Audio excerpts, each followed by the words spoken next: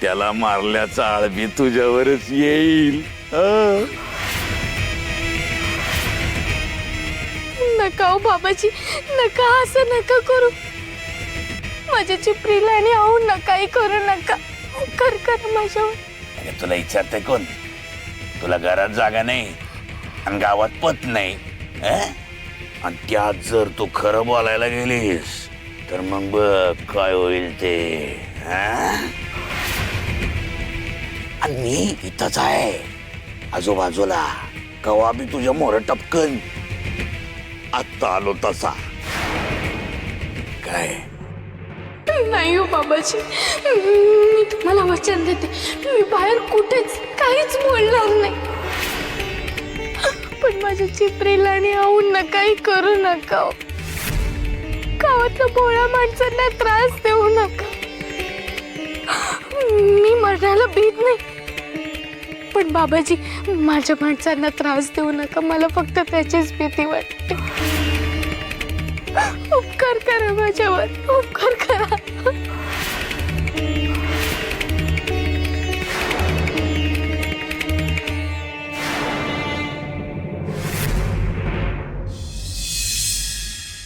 त्या सखूला काय शिक्षा करतील हो? म्हणजे काय? मृत्यूदंड. त्याशिवाय दुसरा पर्यायच नाहीये. आता गावकरी सोडतच नाहीत बघ तिला. अख्खं गाव संतापलंय. आता तिला चौकात बांधतील, मग तिच्या अंगावर शेणाचे बोळे मारतील आणि मग त्या चेटकिणीला दगडाने ठेचून ठेचून मारतील.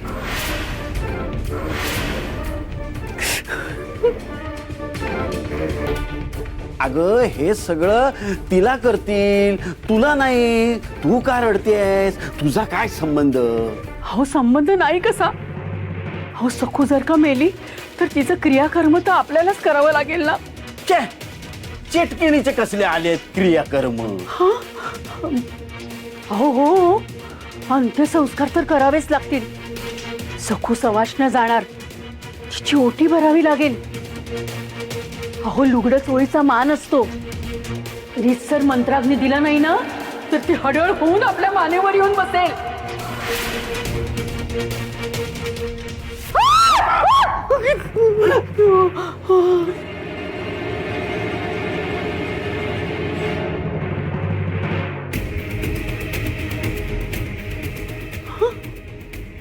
हो मी हडळ म्हटलं आणि महामाया आली म्हणून घाबरले हो मी. आणि या अशा तरातरा कुठे गेल्या? तुझ्या पाठीत घालायला लाकूड शोधायला गेलाय तो वहिनी. हो मोठा आवाज आला ना. वहिनीने विहिरीत उडी मारली की काय? अगो बाई,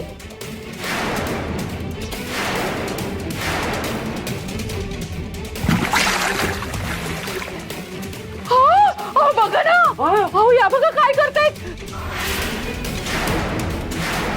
बाप रे, वचे चल चल चल चल चल वचे ये. वहिनी, जाऊ बाई, वहिनी, जाऊ बाई. वहिनी, वहिनी काय काय करताय तुम्ही? अरे दिगू, यमुना, अरे ये रे, ये. अरे दिगू बाहेर ये. अहो तुम्ही तरी थांबा ना त्यांना. नाही नाही मी नाही. दिगू, यमुना, अरे यार ये. वहिनी, जाऊ बाई. काय करतेस? काय करतेस तू? हे रमाई तू काय करतेस?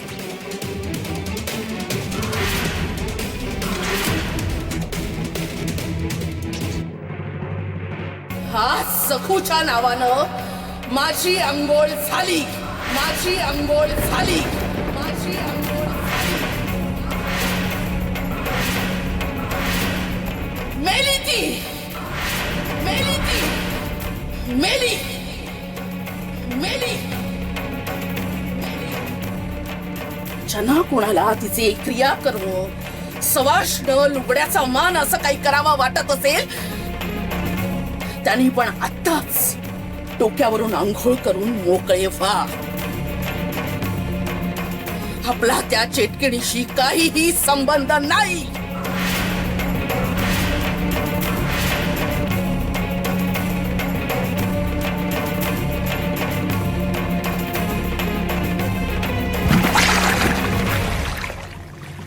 काही नाही, जे होतंय ना ते चांगलंच होतंय.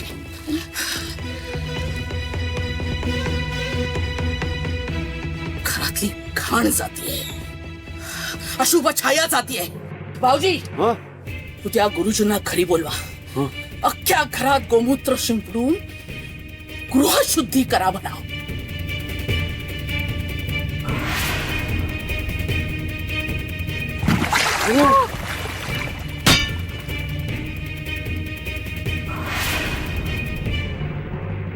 बर का मंडळी, आपण ज्या क्षणाची आतुरतेने वाट पाहत होतो ते आता होणार. त्या सखूला गावानं मृत्यूदंड ठोठावलाय. त्या चेटकीण सखूची उद्या धिंड काढणार आणि तिला दगडाने ठेचून मारणार. मारणार? खरंच ना? त्या सकू कायमची सापणार. म्हणजे आता आपल्याला मामाच्या गावी राहायची काहीच गरज नाहीये. उद्याच आपण आपल्या घरी, आपल्या गावी परत जाऊया. आई आई चल आपण तयारी करूया. ह आता माझ्या आणि आहोंच्या लग्नात कुठलाही अडथळा उरला नाहीये. माणिक, अगं पुन्हा अशी वेडी आशा नको ठेवूस ग. आपल्यालाच त्रास होतो ना. आणि ती चेटकीण प्रत्येक वेळी वाचलीये. विसरलीयस का तू? अगं नर पशूच्या तावडीतूनही वाचलीये ती. आणि या वेळेला पुन्हा तसंच झालं तर काय भरोसा? नाही नाही नाही, असं नाही होणार. इतकी घाबरून जाऊ नकोस बाळा. मी खात्रीने सांगतो, या वेळेला त्या सखूचं वाचणं अशक्य आहे. तिचे सगळे गुन्हे सिद्ध झालेत. तिच्या शिक्षेवरती शिक्कामोर्तब पण झालंय. उद्याचा सूर्य तिचा शेवट घेऊनच उगवणार.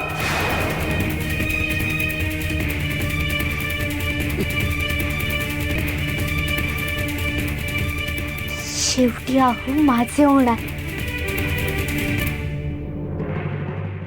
सोडा. ए डॅमश्या, हा? लय शहाणा झालं का तू? आमच्या मठात आमच्या गुहेत शिरायची हिंमत केलीस तू? का तुझ्या सखू वहिनीचा तुला लय पोळका आला म्हणून आलास इथं? अरे मनोरमेला जर कळलं ना त्या सखूची वकिली करायला तू इथं आलाय तर उकळात घालून कांडल तुला. इसरला का काय तू? चल निघ. सोडा. मी काहीच विसरलो नाही हो बाबाजी. पण तुम्ही एक मात्र नक्की विसरला. अहो ज्या सखू वहिनींना तुम्ही उद्या क्रूरपणे मारणार आहात त्या सखू वहिनीने एका काळी तुमचा जीव वाचवला होता.